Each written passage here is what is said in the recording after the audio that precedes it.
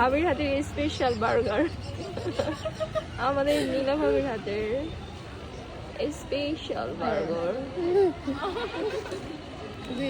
এখন প্রথমে সস দিচ্ছে, এটা কি সস ভাবি? এটা বিডি ফুড।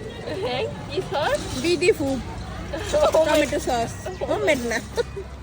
দেখো প্রথমে সস দিচ্ছে ভালো করে, শর্টকাট পোলাপানের এ দেখো তারপর মিলামিশি করে দিল পোলাপানি সসগুলো একাকার হয়ে গেল,